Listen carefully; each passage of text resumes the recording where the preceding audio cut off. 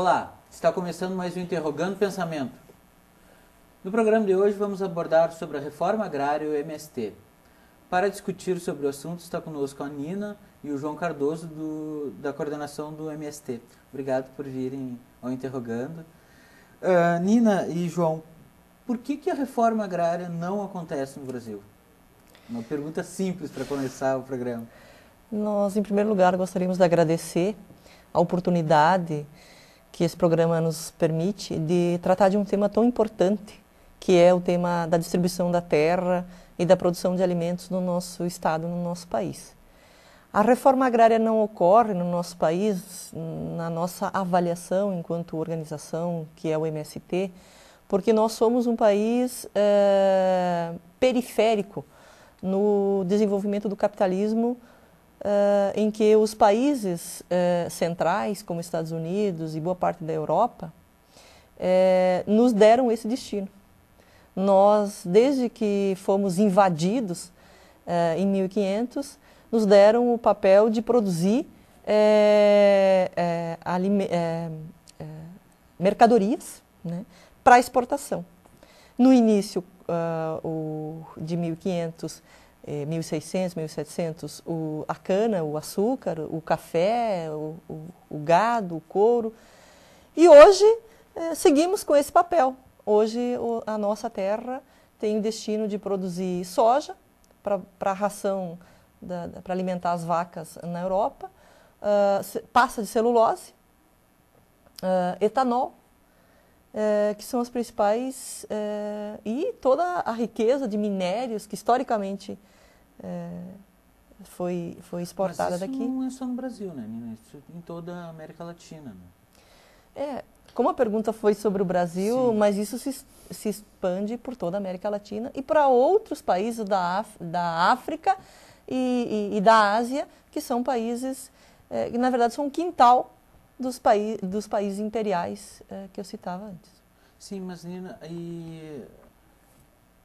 não se consegue, mesmo com toda a luta do MST e outros movimentos, não se consegue avançar propriamente sobre a questão agrária, né? Inclusive, tivemos 8 anos de governo Lula, teoricamente um governo de esquerda, e pouco avanço eu observei sobre a questão agrária, pelo menos novos assentamentos, né? Distribuição de terra.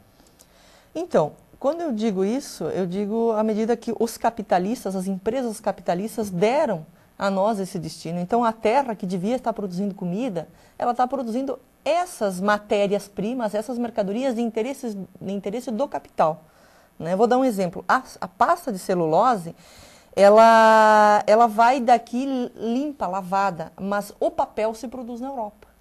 Então, toda a parte da produção, para você ter uma ideia, 7 anos, que é uma safra de eucalipto aqui no Brasil, ela desgasta a terra que demoram 200 anos para ser recuperada.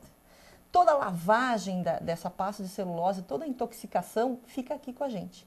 Agora, os empregos limpos, eles são produzidos nesses países. Então, o nosso destino, o destino que as empresas capitalistas deram à nossa terra é este.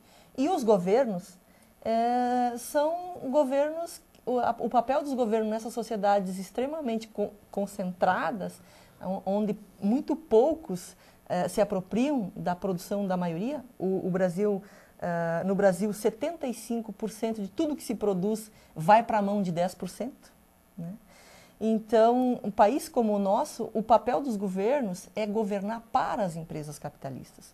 Nós também, no MST, tínhamos uma expectativa bem maior em relação ao governo Lula, no que diz respeito à distribuição da terra.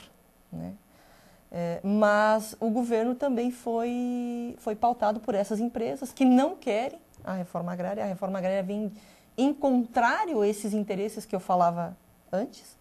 Então, o governo acaba também se rendendo a esses interesses.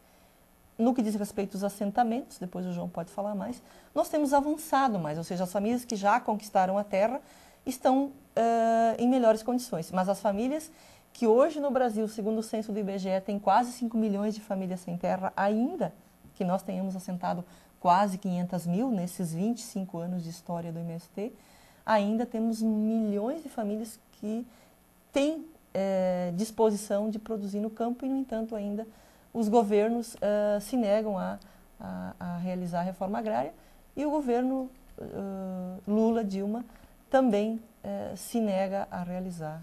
Mas o João Pedro Stedley, pelo menos em entrevista que eu li dele, ele se dizia otimista quanto ao governo Dilma.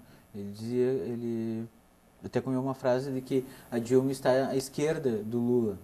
Então, não há uma perspectiva de melhora com o governo Dilma? O MST é um movimento que na sua história foi brutalmente reprimido.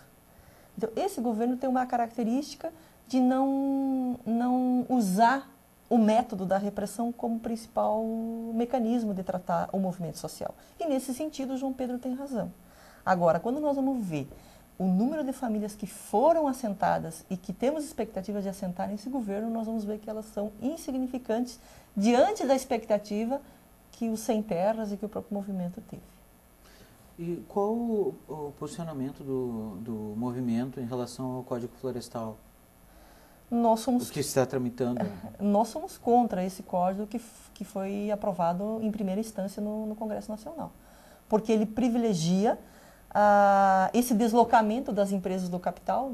Pegando um exemplo, o Rio Grande do Sul vai passar a produzir cana para o etanol e para a produção de plástico, e a soja vai migrando para o centro do país. E para isso as empresas necessitam de território livre, desmatamento geral, que é o que nós estamos assistindo. O projeto do Aldo Rebelo previa nenhum pagamento do que já foi desmatado, nenhum pagamento do que já foi desmatado, e prevê seguir o desmatamento, enquanto que nós, os movimentos organizados na Via Campesina, propomos que os pequenos tenham, inclusive, uma contribuição do governo para a preservação, porque a preservação é uma necessidade do conjunto da sociedade. Já nesse ponto, os grandes fazendeiros propõem às empresas que seja por hectare essa contribuição em recursos do governo. Então, veja que, enquanto nós reivindicamos para uma propriedade, uma contribuição financeira do governo para a preservação, os fazendeiros reivindicam isso por hectare. Só que um fazendeiro ou uma empresa tem hoje 500 mil hectares de terra, enquanto um pequeno agricultor tem 5 a 10 hectares. Pois é, a senhora falou no Aldo Rebelo. Ele é um deputado e um militante do PCdoB, da esquerda. Não é uma apunhalada pelas costas, quer dizer, um aliado tradicional da esquerda. Propor um projeto assim que beneficia justamente o agronegócio? É aquilo que eu falava antes. O Estado foi organizado para garantir mais lucro para quem já é rico. E é assim que funciona. Então, quando não ocorre a destruição do capitalismo, o capitalismo só se fortalece. E quem vai para o parlamento, para o executivo, ou mesmo para o judiciário, vai para gerir a ordem do capital. E eu creio que o Rebelo, e como muitos outros políticos, estão nas instituições do Estado para governar para o capital. Ou se faz uma revolução, se muda o modelo econômico em um outro modelo, como o socialismo, por exemplo, ou o comunismo, e aí então não haveria mais esse comportamento dos políticos. Pois é, mas uma revolução eu não vejo no horizonte, assim. Eu acho que está tudo muito calmo, né? Ainda falando sobre a esquerda e partidos, o PT sempre foi muito próximo do MST, né? Segundo o jornalista Mino Carta, li artigo dele esses dias em que ele fala que o PT deixou de ser o Partido dos Trabalhadores para ser mais um partido como os outros, né? Como é que está a relação do MST com o PT atualmente? Só voltando um pouquinho, de fato está muito calmo, mas o capitalismo entra em crise seguidamente. Se a gente vai olhar o que está acontecendo no mundo, e a tendência é essa crise se transferir para os países periféricos como o nosso. Então, hoje está muito calmo, há um chamado desenvolvimento em andamento, né? Mas o capitalismo, de uma hora para outra, entra em colapso, né? Então, se colocam perspectivas revolucionárias. O que eu quis dizer é que ou se muda o modelo econômico, né, ou se gere a ordem do capital. É nesse sentido que... Sim, não, Ivonete, o que eu quis dizer é que eu não vejo no perfil do brasileiro Sim. uma revolução. Eu não vejo um perfil mais aguerrido. Certo. Eu tenho a minha percepção do brasileiro, é muito trabalhador, um povo muito gentil, mas que se acomoda. O ser humano, de forma geral, quer viver dignamente e criar os seus filhos, né? Agora, quando vai lhes faltar o mínimo, que é se alimentar, que é um lugar para morar, etc., ele vai lutar. E é assim que ocorrem as revoluções na história da humanidade. E sobre o PT e o MST, existe mais do que uma opinião a respeito desse tema, né? Porque é a primeira vez na história que um governo e que um partido de esquerda, né, assume um governo na nossa trajetória, né, que foi de muita ditadura, e que se coloca essa realidade, né, política no nosso país. Então, na nossa opinião majoritária, um governo como o Serra traria muito mais dificuldades, porque além de não haver reforma agrária, nós ainda teríamos muita repressão. Por isso que o João Sérgio sempre falou que somos contra o Serra, qualquer um outro. Nina, nós vamos para um breve intervalo e já voltamos, tá? Interrogando pensamentos, volta já.